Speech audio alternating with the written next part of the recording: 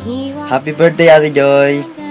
All that he does, all of his mercy, all of his love.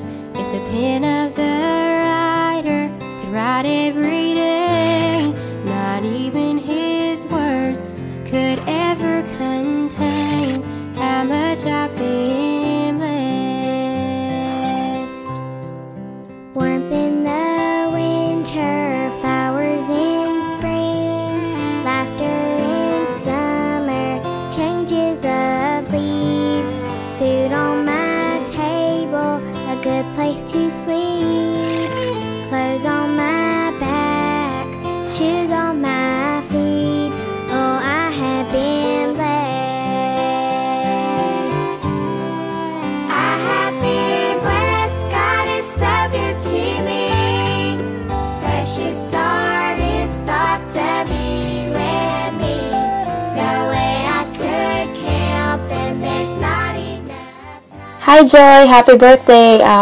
I just want to let you know that I'm so excited to see you soon, and we're gonna do a lot of fun things again, and especially, going out and talk a lot, what the Lord has done in my life here, and I will catch up to you for sure. And I'm so excited. I'm not gonna tell you when I'm gonna go home, okay? But to make sure, I'm really gonna go home. So I'm really excited. And yung gift ko sa pag-uwi mo na lang, titreat kita sa pansitan. Sa pansitan, okay? I hope di ka pa rin nagbago, na masaya ka pa rin kasama, at saka hindi natin sasama si partner pagka nagalo-halo tayo sa pansitan, kasi papaubos na sa atin yun.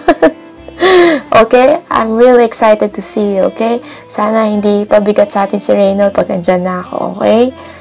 Walang makakahadlang sa friendship natin, okay? So, I really miss you, Joy, and really excited to share what the Lord has done in my life here. Happy birthday, okay? Bye.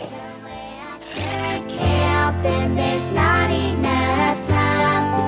So I just thank Him for being so kind. God has been good, so good. I have been blessed. We live in a country, the greatest on earth. Our flag stands for freedom and what it is.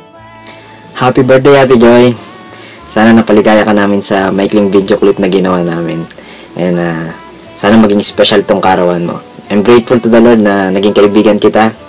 At sana bigyan ka pa ni Lord ng mahabang buhay, na magamit ka pa niya sa gawain niya, at lalo ka pa niyang pagpalain. Truly, nakikita ko sa buhay mo that there is joy in serving Jesus. Ganon din, sana magkita ulit tayo nila Ate Nisi. Alam ko pauwi na si Ate Nisi dyan.